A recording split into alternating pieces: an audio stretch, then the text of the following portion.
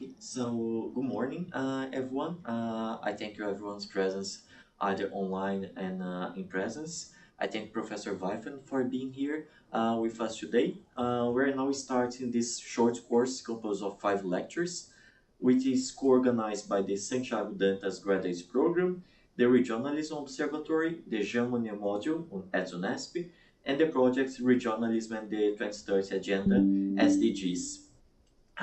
In this first lecture, we have Professor Weiffen talking about elections and protection of democracy. Dr. Britta Weiffen is a senior lecturer in comparative politics at the Open University.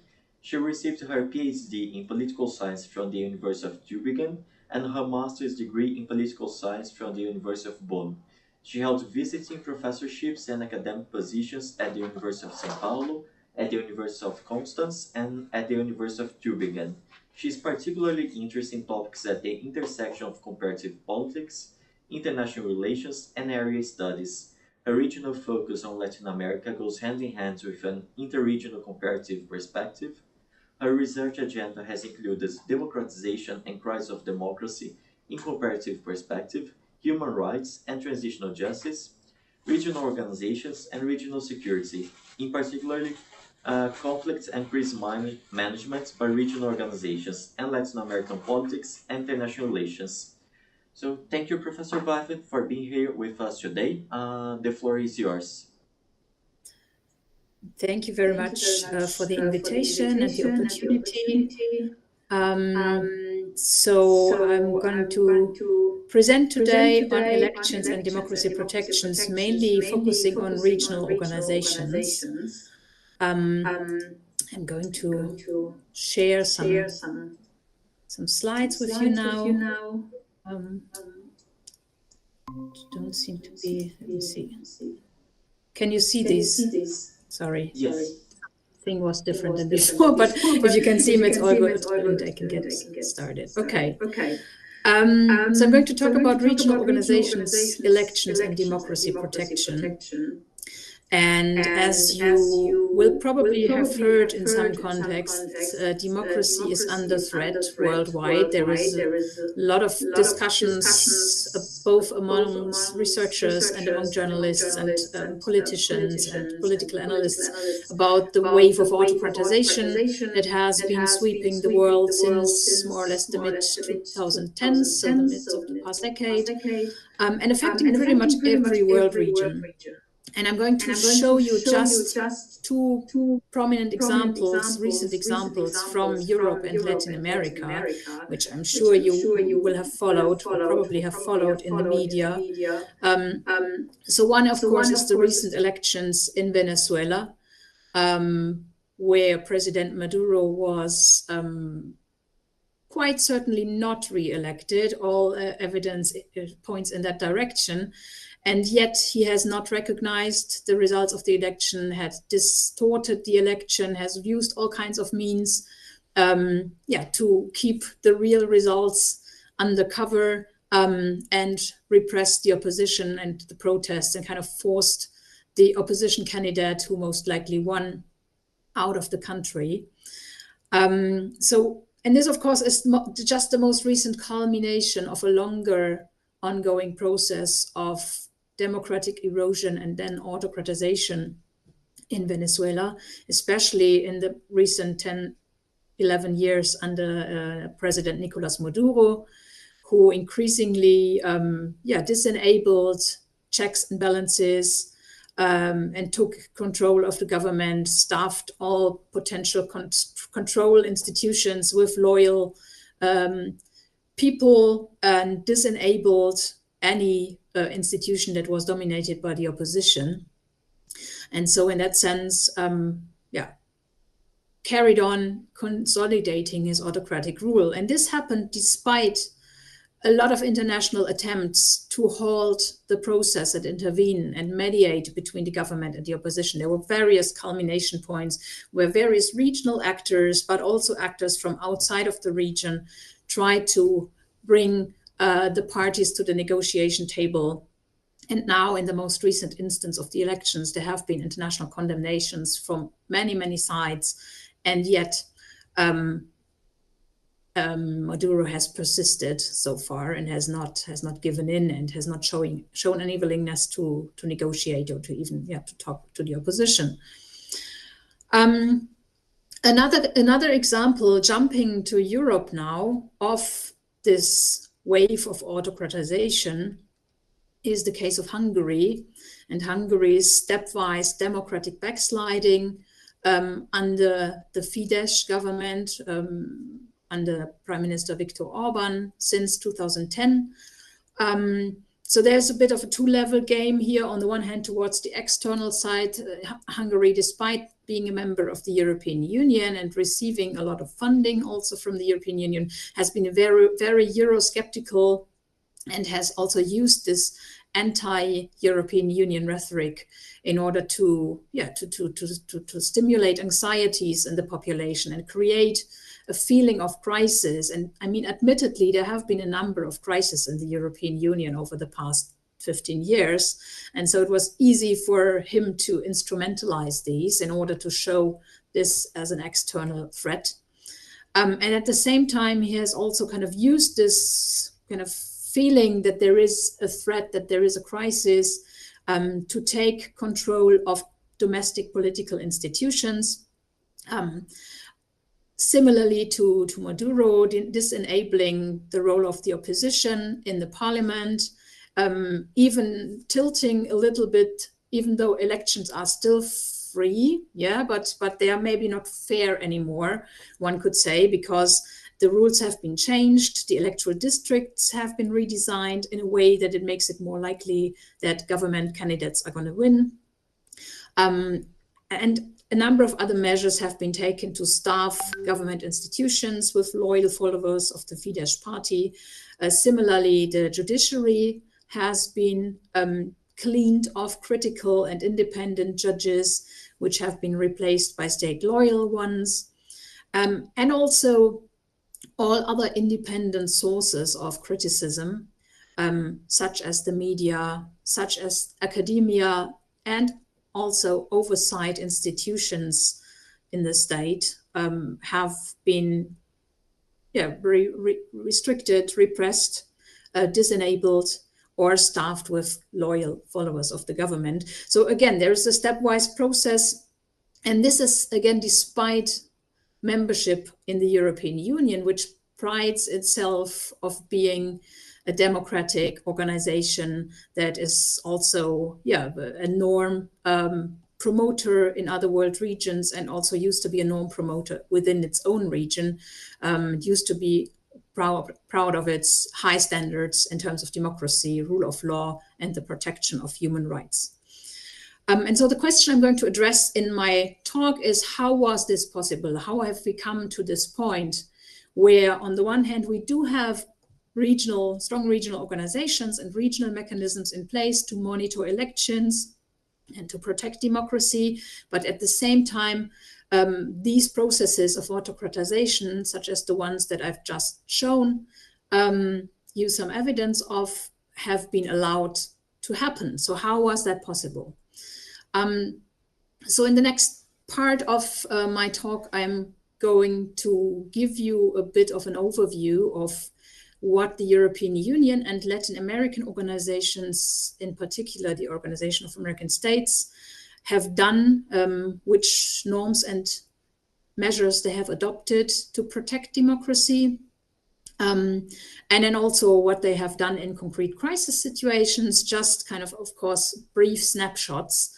And then in the subsequent part of my lecture, I'm going to ask the question of why, despite having all these measures in place, it's still so difficult to protect democracy against this trend of autocratization. What has gone wrong? And I'm going to offer some potential explanations for what has gone wrong with democracy protection by regional organizations. So just taking us back to the period after the end of the Cold War, if you want, or giving a longer overview of how regional organizations have increasingly adopted what can be called norm prescription regimes, if you want. So increasingly regional organizations, even though many of them were originally created to foster economic integration and economic cooperation in regions, have increasingly adopted also more political measures, such as measures to protect democracy. For instance, a very common mechanism is election monitoring, that many regional organizations have engaged in this practice to offer services, to survey, to observe, to monitor, to evaluate the elections in their member countries.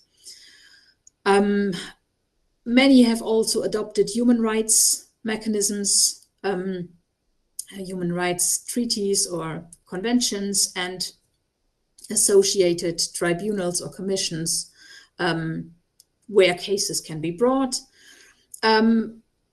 Also, it's quite common to have mechanisms that can be termed rule of law protection or promotion mechanisms.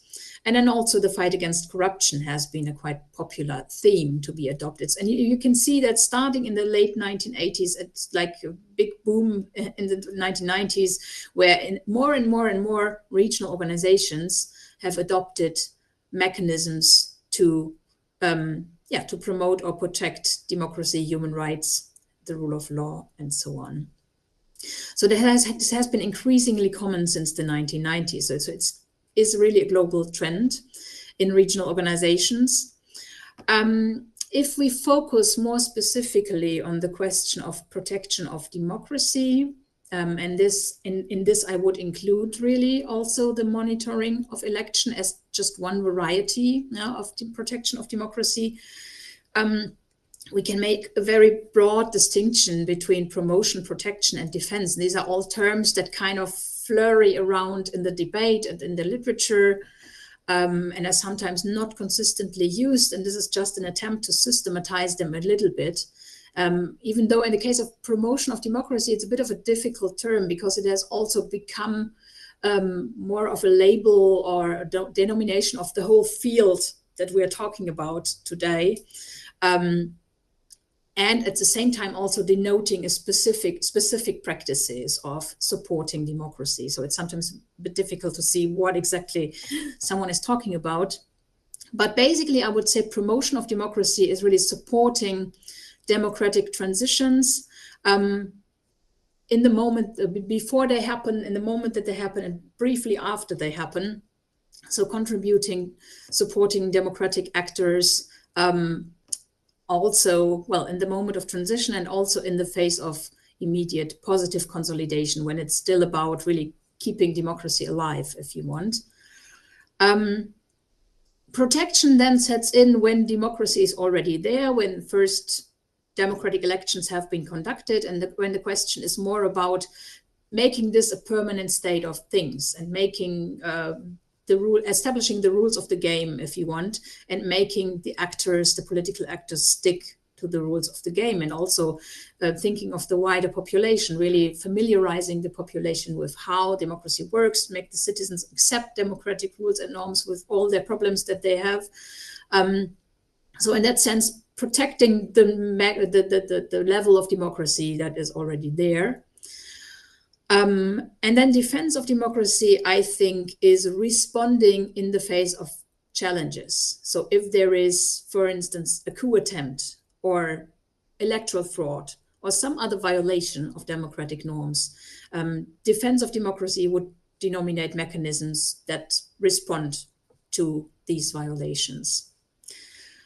And more specifically, what instruments are there to promote and defend and protect democracy? So most regional organizations, when they start venturing out into this field of democracy protection, first adopt purely rhetoric, endorsements, commitments to democracy, like they put in their document that the organization endorses representative democracy as form of rule or something like that. Some go further and make it a membership requirement. So they explicitly formulate that to become a member or to remain a member of the organization, a country has to be democratically governed. And then, of course, many of them go further and create institutionalized mechanisms to promote or protect democracy.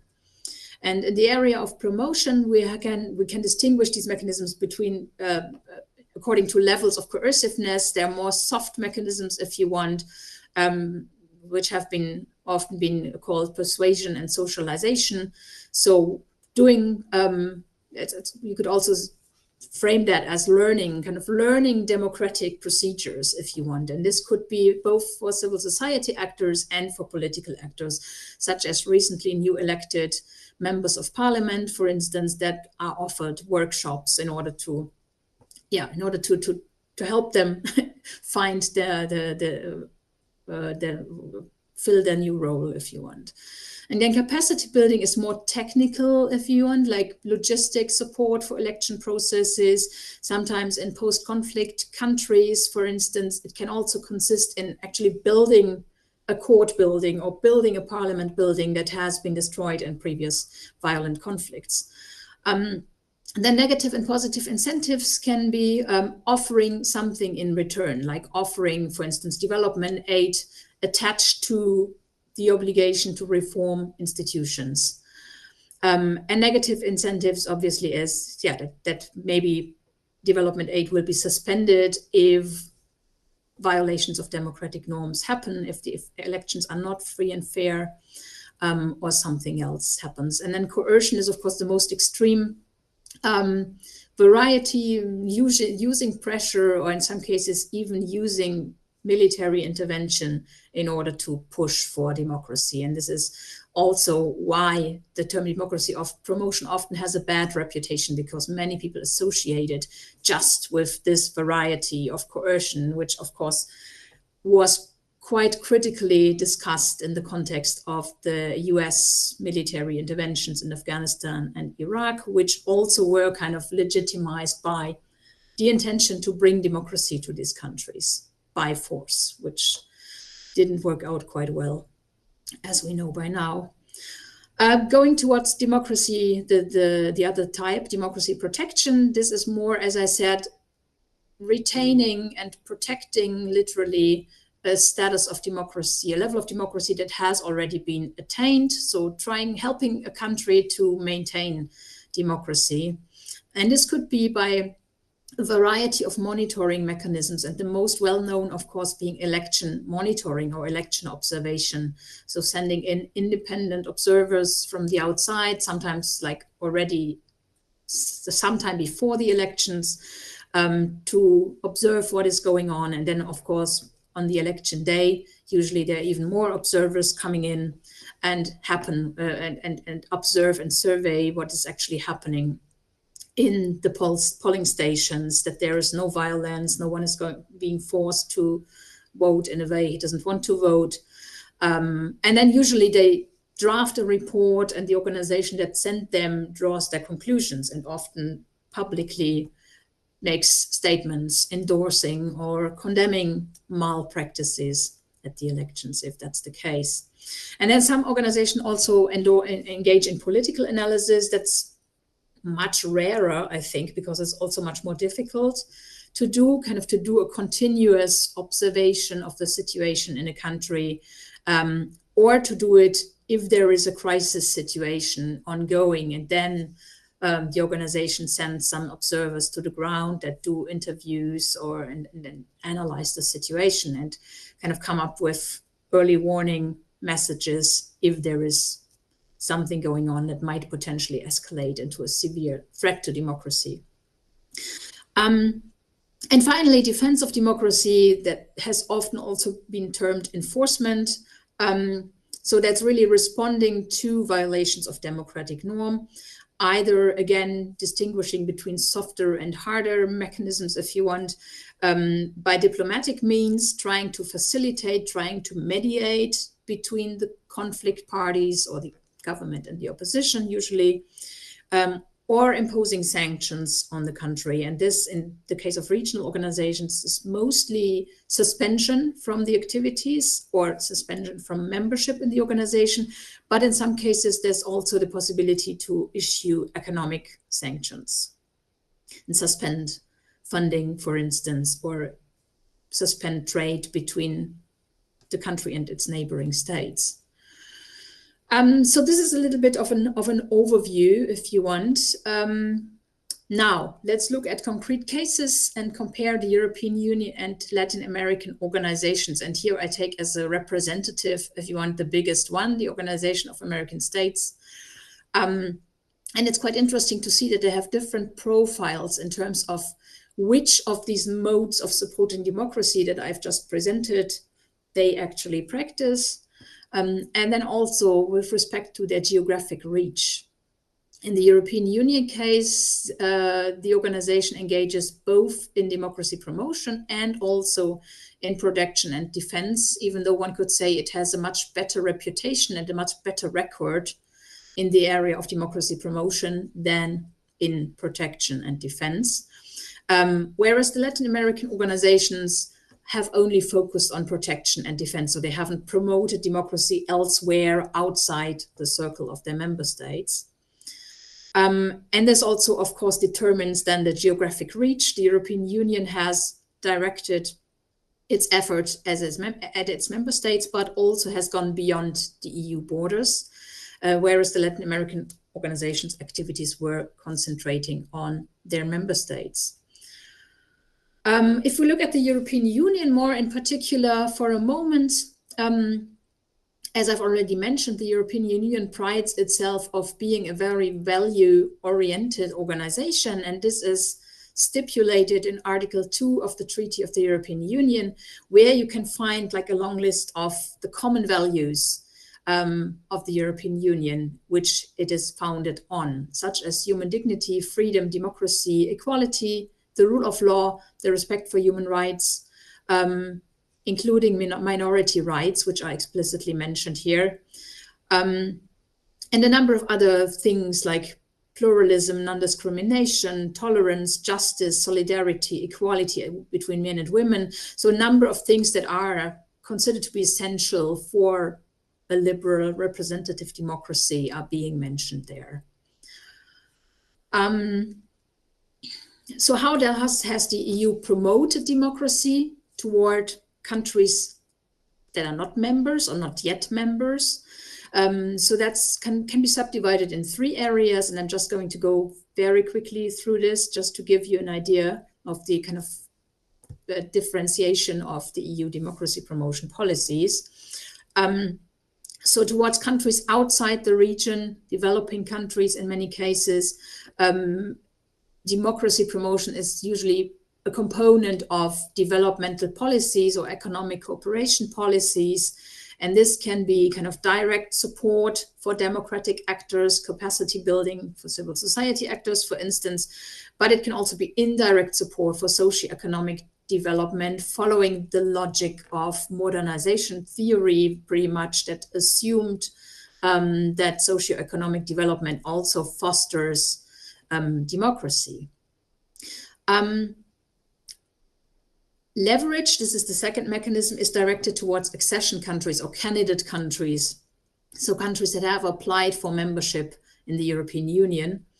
And these have to go through a quite lengthy process of homogenizing their legislation with European Union rules and norms, but also kind of showing evidence that both their economic system and their political system are in line with the norms and standards of the European Union.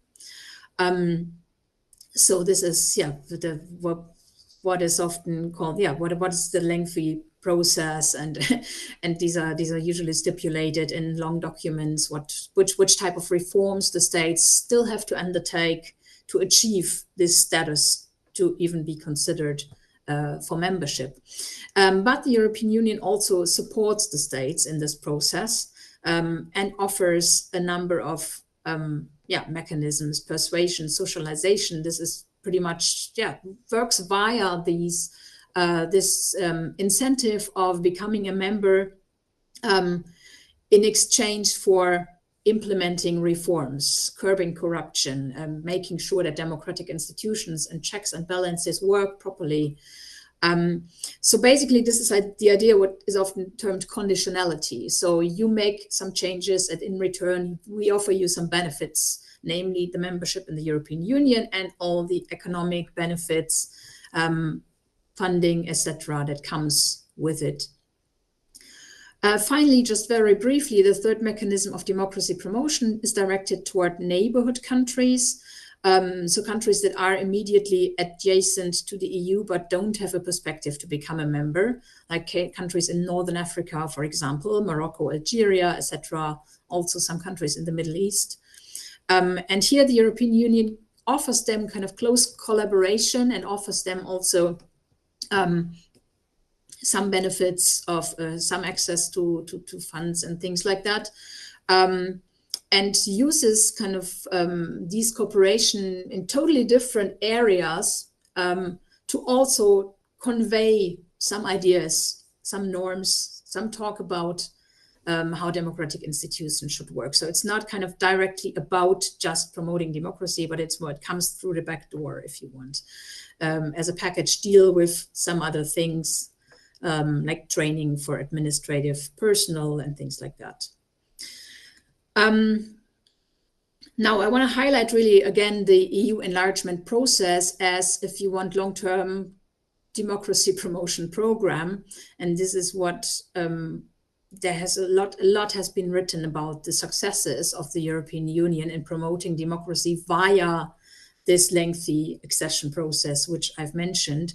And where states were attracted to becoming a member of the Union and thus willing to implement reforms and to really push toward and press toward democratization and democratic reforms and democratic consolidation, making sure that democratic institutions work well and that human rights standards are being implemented in their countries, that there is a proper rule of law, independency of the judiciary, etc. What all these different aspects that are part and parcel of this. And we can see that the European Union has used this actually to expand in the course of its expansion process, which you can see here on this map, which I think is not fully up to date because Bosnia and Herzegovina is now also an applicant country, among other things. So it's, but mostly you can see the different waves of accession of the European Union. And in the course of these waves also, the respective countries have undergone democratic transitions, with some exceptions, of course, like Sweden, etc., and Austria, who already were democracies at the time of their accession. But if you think of Southern Europe, Spain, Portugal, Greece, who joined just a few years after their transition to democracy, and the same is true for the former communist Eastern European countries, Poland, Hungary, the Czech Republic, Slovakia, and also the Baltic republics. So coming to protection of democracy, in the course of this big round of accession of the post-communist countries, there were some concerns among policymakers that maybe not all these countries might be already as consolidated as they should be.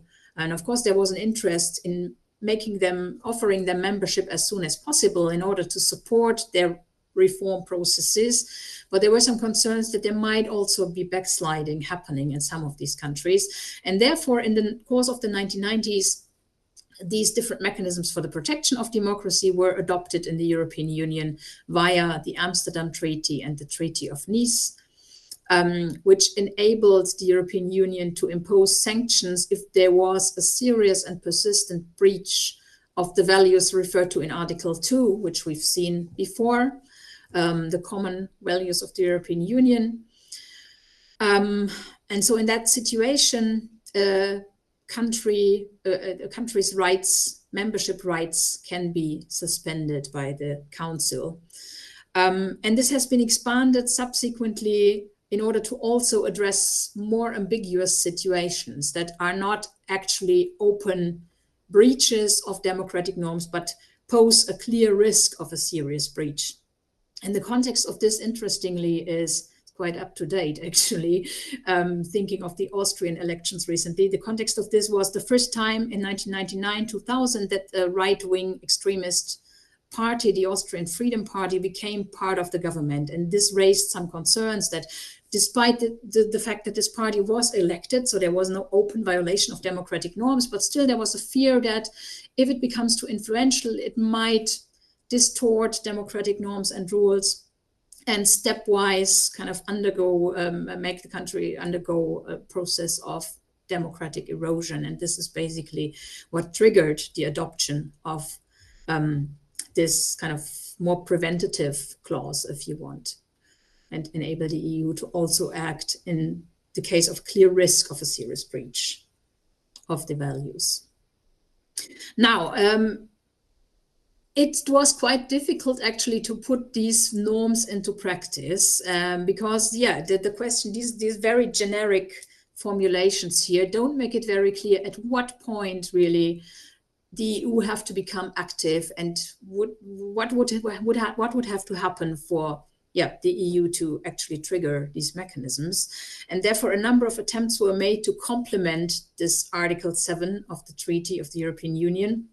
One of them is the rule of law framework, which was created in 2014, which is a bit a stepwise, if you want, monitoring process to address threats to the rule of law of a systematic or systemic nature, and preventing the escalation of crisis situations.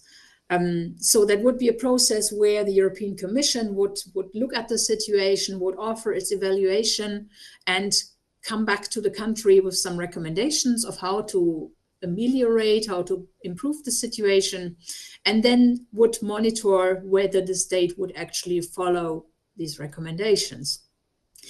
Again, that doesn't necessarily lead to a triggering of the Article 7 clause in the sense of suspending the country automatically if they don't follow the recommendations. So this created another difficulty. And so there have been ongoing discussions of how this should best work and who should be in charge and who should really trigger these mechanisms. Also because of political debates within the European Union. So, for example, the Hungarian case, despite, already shortly after the election of Orban in 2010, it became clear that he was trying to undermine checks and balances and disbalance the democratic institutions in his favor and concentrate power in his hands and in his party's hands also. It was not so easy to do something because he was part of what at that time was the biggest group in the European Parliament, the European People's Party. And so his fellow family members, if you want, from the other member states shielded him against any action from the side of the parliament. And many of them were also in government in other member states. And then also in the European Council, any action was kind of blocked by these affiliates, who also often had economic interests in Hungary and things like that. So it was a highly politicized process, and which made it very difficult to really actually use Article 7. More recently, the rule of law mechanism was created, and this actually created the possibility of imposing financial sanctions if states continuously violated the rule of law. So arguing that, there were different possibilities of suspending payments from the European Union if there was a clear impression or a clear indications that the member states were misusing measures or funds from the EU budget in breach of the rule of law. So, for instance, channeling the funds to fellow party members and things like that, which is something that has happened in Hungary, for instance. So this mechanism has been used on some occasions now in the case of Hungary. Still, of course, there have been other incentives to still collaborate in a friendly way with Hungary, which again has made it very difficult for the EU to stay its course and really sanction Hungary consistently, because in certain areas, such as the support of Ukraine, for instance, Hungary's collaboration was needed. And so there were often some deals which kind of disenabled the sanctions mechanism. So you can already see that there are a number of difficulties of actually responding to democratic backsliding. Yeah, just to show you briefly again the cases. So we can see this basically kind of just putting in graphs, what I've already said, but you can here see the Liberal Democracy Index from VDEM, from the Varieties of Democracy project, where you can see that the founding countries of the European Union that joined early on and have been democratic ever since have very little variation here on this Liberal Democracy Index. Whereas the picture is quite different in the states that joined during the 2004 round of accession. And here the case of Hungary, which is the red line at the bottom, stands out, well, at the bottom on the right side of the graph, stands out quite prominently because of its democratic backsliding. There has also been the case of Poland, which followed a similar path. Now a new government has been elected last year. And it's yet to be seen whether all these changes to the democratic institutions as have been made can be easily reversed. In some cases, it has turned out to be quite difficult. Anyway, this shows that there was really that the policymakers were right in the 1990s when they were concerned about the commitment to democracy of the newly joining member states. And so this is just a summary of the case of what has been done in the case of Poland and Hungary. In both cases, similar steps towards democratic backsliding occurred that undermined the rule of law, including in the Hungarian case, the adoption of a new constitution, attacks on the constitutional court, on independent media, on universities, etc.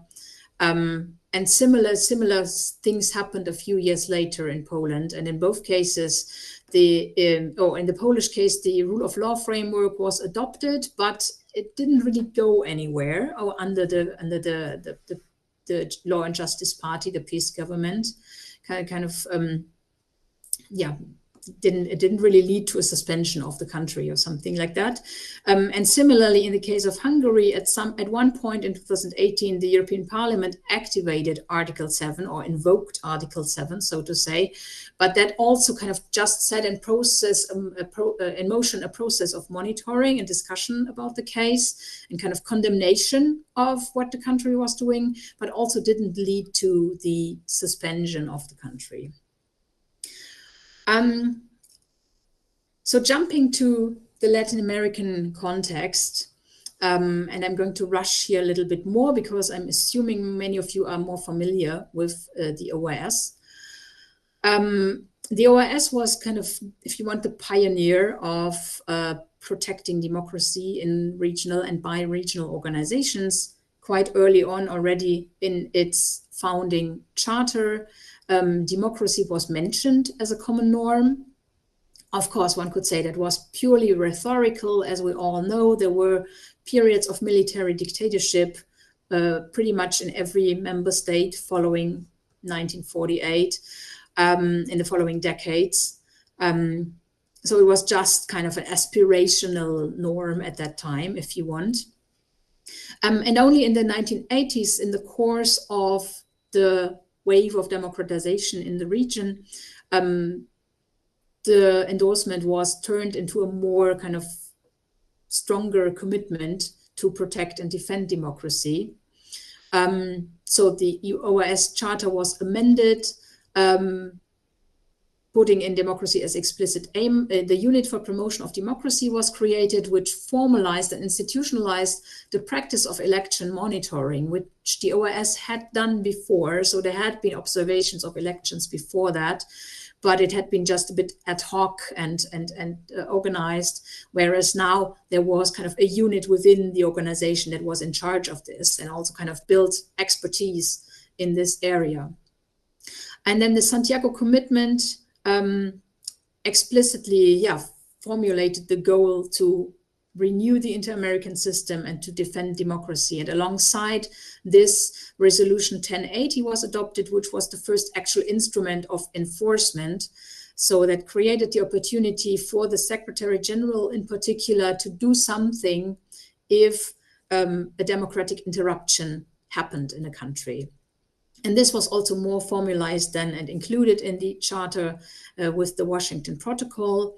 And then finally, a whole kind of process of debating around about democratic norms and what could be potential threats to democracy in the region going on during the 1990s, then was set in writing, if you want, in the Inter-American Democratic Charter, which not only included, and this is already on the next slide, not only included an anti-coup norm as the early mechanisms in the early 1990s did, at a time where military coups were still perceived to be the main threat to democracy in the region.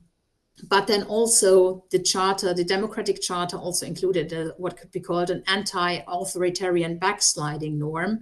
So the possibility to address not only unconstitutional interruptions, but also alterations of the constitutional regime that might threaten the democratic order. And this is a little bit an outcome of the actual threats to democracy in the 1990s, when you think about the autogolpes, for instance, in Peru and Guatemala, and also the slow incremental concentration of power in the executive in some other countries, Argentina being another example, under Menem being another example here. And so there was the hope that the organization would also be able to address these more incremental, stepwise, more ambiguous, if you want, processes of undermining democratic norms. However, there were also a number of problems built in, for instance, what is named executive sovereignty here. So it's, as it is a norm or instrument of an international organization, it's usually the governments or the representatives of the governments in Washington, in this case, that have the authority to activate these norms. So the opposition or actors from civil society don't really have access to them. And this can become a problem. But anyway, I mean, the Inter-American Democratic Charter was celebrated as an innovation because it added a number of things, like the idea of a graduated proportionate response instead of just responding to clear-cut coups or interruptions of the democratic order. It also brings a quite refined definition of representative democracy, which includes also aspects of participatory democracy. It also formulates a right to democracy of the American peoples. So there's a number of very kind of progressive and aspirational, if you want, in a positive sense, elements in the Inter-American Democratic Charter. This is just, I won't talk much about this in the interest of time, just to show you that, or to buttress this claim that it's a quite refined mechanism, which really offers a differentiated and gradual approach to responding to different situations of challenges and risks or actual threats and interruptions of democracy. And depending on what type of situation exists, then the response mechanisms are different. In some cases, there's kind of just a conversation about it in the General Assembly, or the Secretary General is in charge and tries to kind of bring the conflict parties to the negotiating table. Or there can be this, and this is the most extreme option, if there is a clear diagnosis that there has been an unconstitutional interruption of the democratic order, there can be a decision to suspend a member country from the OAS. It's quite interesting to see that the OAS is not the only organization in the region that has adopted democracy clauses. Alongside the OAS, also Mercosur, the Andean Community, UNASUR and CELAC have also adopted democracy clauses. Some of them in direct response to concrete threats in one of their member states. Think of the case of Mercosur, for instance, where that happened in 1996 in response to a coup threat in Paraguay. And similarly, in UNASUR, it was in response to political crisis in Bolivia in 2008, and then more acutely than immediately before the adoption of this instrument in Ecuador in 2010. So it was really kind of in response to this. At the same time, there have also been debates, or it has also been questioned, especially with respect to the case of UNASUR. It has also been argued that this mechanism, the UNASUR commitment to democracy, was created as an alternative to the OAS. So especially in the context of the time, with the region seeking more autonomy and more attempting to shield itself, the region meaning South America in this case, attempting to shield itself from external interference, especially from the United States, which of course is a member of the OAS. So there were concerns that the US would meddle too much into the mediation of political crisis, and the idea that South America should have its own mechanisms to deal with political crisis. And this, so it was a little bit of there was a little bit of competition also between UNASUR and the OAS in particular, especially when it came to specific crisis situations such as the political crisis in Venezuela.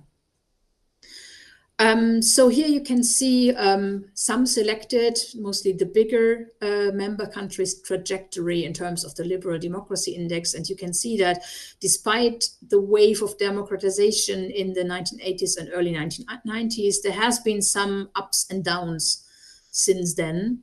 And the case of Peru stands out here with the self-coup, the autogolpe of Fujimori in 1992, which I've already mentioned, which basically led to an abolishment of checks and balances and a concentration of power. Some people say a dictatorial rule of the president, effectively. And this has only been reverted then following fraudulent elections in 2000, which were condemned by the international community, and then kind of the elections were repeated in a more democratic and free and fair way. And this is what marks the return, the uptick again in terms of liberal democracy in Peru. We can also see here the case of Venezuela, which is the green line that increasingly shows a decline, and a number of other cases that have more moderate swings up and down, such as Ecuador and Bolivia, for instance. Of course, international or regional organizations tend to respond let's put it like this, it's not that easy for them to respond, as we've seen already with respect to the case of Hungary, to incremental, stepwise, creeping processes of autocratization. It's much easier to do something if there is a concrete and acute crisis situation. And the case of Fujimori, which you see on the upper left-hand side, is a case in point. In that case, the OAS did respond to the autogolpe and then also to the fraudulent elections in 2000, and especially in the second situations, as it played a big role in kind of reverting the country's path back to democracy and accompanied the process towards free and fair elections at that time. And actually, some people argue that this experience of the Peruvian case was one of the main determinants of adopting the Inter-American Democratic Charter, so that there were key actors in the OAS that said that the learning from this process in Peru has to be used for improving the democracy protection mechanisms in the region. Another prominent case that I briefly want to mention is the case of the coup in Honduras, which is the first case where a country has been suspended from the OAS due to an unconstitutional interruption of the democratic order. So in that sense, there has been a quite strong response in this situation, and also quite unanimous response directly after the coup from both regional actors and international actors. This was less the case in more recent situations of crisis. And here again, I just pick a couple of examples. There are many others. The case of the impeachment against President Fernando Lugo in Paraguay being a prominent example where there was a divergent assessment or a divergent reaction, if you want, among regional organizations. The OAS, partly as a consequence of its learning from the Honduran crisis, was a bit reluctant to take action because it said, okay, in this case, this impeachment process at least formally followed the constitution, even though it might have been quite pushed and rushed, and the president might not have been given sufficient time to defend himself. And yet we are very cautious, interfering, second-guessing, interpreting the constitutional provisions of a country. Whereas on the other side, UNASUR and Mercosur in this situation decided to denominate that and conceive that as a coup, and consequently suspended Paraguay in this situation. So that created a divergence between the regional organizations, and therefore also a divergent assessment of what were violations of democratic norms. And in the case of the autocratization process under Nicolas Maduro in Venezuela, there have been numerous culmination points before the recent election over the years where international actors became active and took action. Especially the current OAS Secretary General, Luis Almagro, was very proactive, making various attempts to invoke the Inter-American Democratic Charter. He also issued reports on the human rights situation in Venezuela, and he made various attempts to call the OAS to vote for sanctions, and including the potential suspension of Venezuela from the organization. At the same time, other organizations played a role. At a certain time period between 2013 and 2017, mostly, UNASUR was quite active as well and tried to set in place various mediation processes in Venezuela. And often they were kind of mutually blocking each other. Like the OAS was trying to vote, but on activating the democratic charter, but then some actors in the OAS, some states in the OAS said, no, wait, let's wait. Let's pause this for the moment, because there is this ongoing mediation process in UNASUR. Let's wait what comes out of that. So there has been, and it has been said, okay, that the OAS was more critical of Maduro versus UNASUR, which at that time, dominated by more left-leaning governments in the region, was maybe more in favor of the Maduro government. So there has been a high amount of politicization, and on the regional level, competition between these regional organizations about who should be in charge mediating the crisis, which ultimately led to a dead end, because both of them were blocked in the end and didn't achieve any solution of the crisis. Now, to sum this up a little bit, I've mentioned a number of problems, and I've mentioned a number of reasons in particular contexts, in particular cases, why the regional organizations are facing limitations in their protection of democracy. And very summarizing a little bit, one could say in the European case, the EU has been quite strong in the area of pre-accession promotion. So using the accession process as a mechanism to promote democracy and push the countries, the candidate countries, toward democratic reforms. But in turn, the post-accession defense of democracy, so defense of democracy in countries that are already members of the European Union, has been relatively weak. And the cases of Hungary and Poland are examples of this. In Latin America, the overlap between the OAS and sub-regional organizations such as Mercosur and UNASUR is a quite prominent feature. And at the beginning, in the 1990s, one could say and even into the 2000s, there have been a number of instances where these organizations were on the same page regarding a crisis. Thinking back of the cases of coup attempts in Paraguay, for instance, where they actually mutually supported each other, basically, in condemning what was going on and therefore kind of halting the process of democratic backsliding. But as soon as these organizations started to diverge, like I explained in the case of Paraguay and in the case of Venezuela as well, this creates a problem because they're no longer kind of speaking with the same united voice in support of democracy, because they also have divergent ideas of what a challenge to democracy looks like and how it should be and how democracy should be protected. So there were a number of contestations around democracy, especially in the context of the so-called pink tide, the wave of leftist governments in the region in the 2000s, where some, most prominently Venezuela, criticized the concept of representative democracy and rather wanted to advance a concept of participatory democracy, which I personally think are not contradictions, but they were often kind of portrayed as contradictions. And a number of contestations arose around these different varieties of democracy, if you want.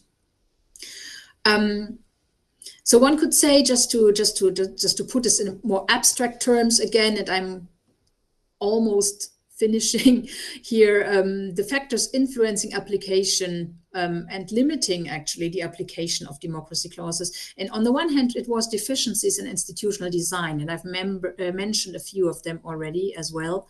And on the other hand, what I've also mentioned, it's the politicization of decision-making due to contestations about norms, about the question of what democracy really is, and also due to power contestations. And just really by means of summarizing this deficiencies of institutional design. So there are kind of some hurdles to activate democratic norms, the principle of non-intervention being a very prominent one, of course, that might contradict and clash with the idea of collectively protecting democracy. I've also mentioned already that these are political mechanisms that have to be decided on by governments, by policymakers, so they're not legally binding. There's no formalized legal procedures to set them in place. There's also a lack of clear criteria, as in the case of the European Union. I've mentioned there was Article 7, but it was not quite clear what would have to happen to activate it and what type of violations would be worthy the application of this clause. And another thing is the privileged access for governments. So it's just governments that can activate these mechanisms, which can lead to problems as well. And so in terms of norm contestations, this is also just summarizing what I've already said. So what constitutes a violation of democratic norms has become increasingly contested. On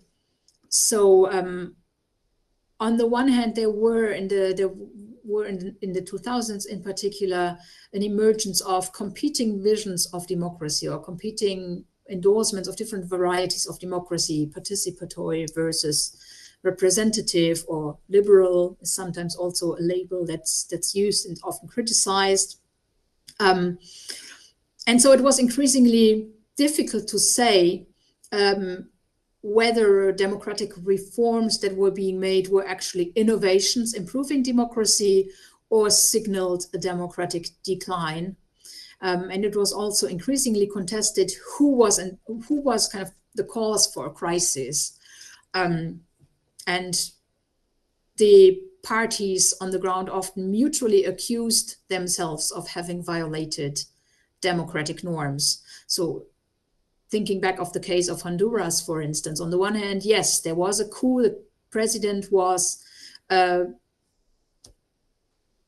forced out of his presidential residence and flown out of the country in the middle of the night by members of the military. This is quite clearly a description of a coup. On the other hand, some people argued that he had tried to carry out a referendum which would have facilitated or made possible for him to run for re-election, which is in violation of the Honduran constitution. And so some people said he was actually the one who triggered the crisis, because he was threatening democratic norms, and it was just kind of safeguarding democracy that we ousted him.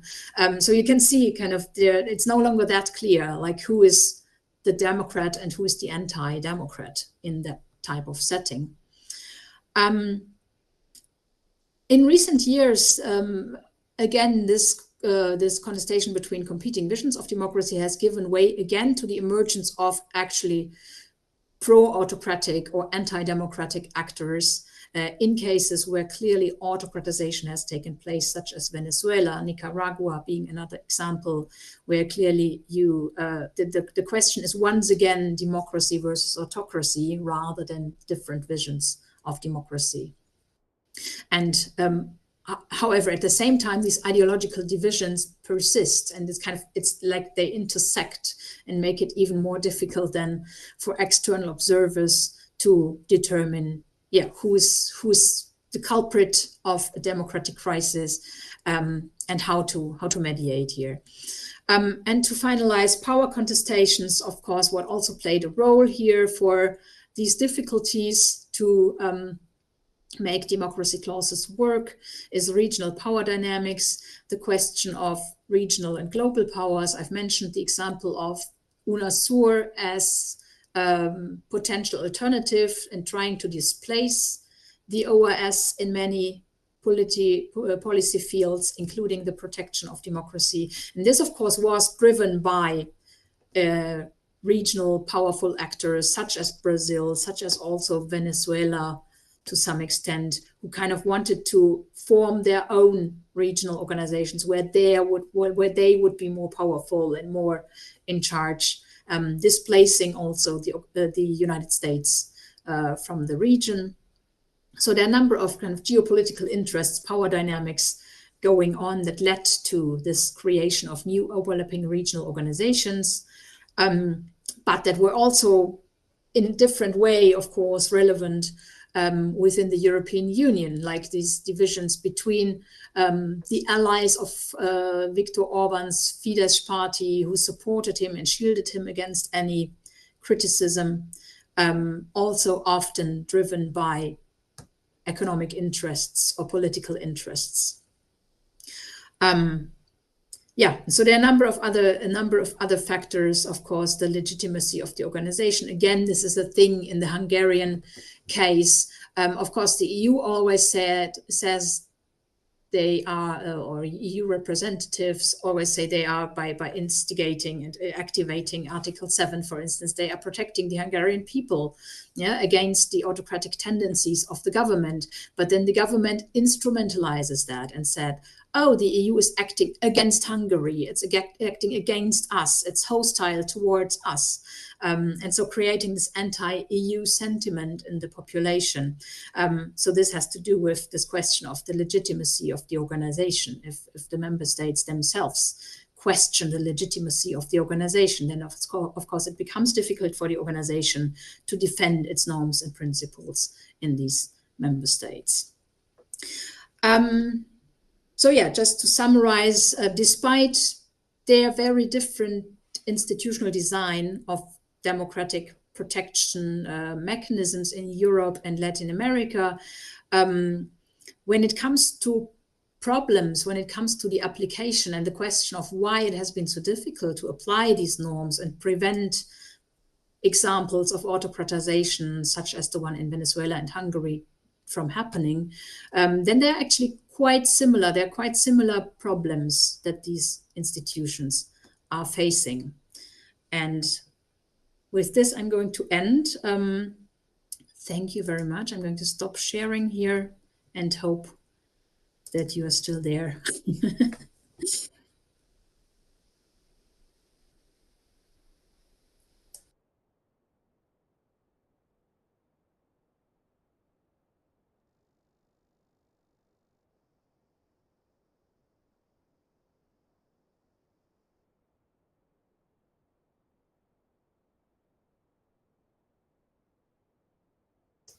Sorry, I can't hear anything now.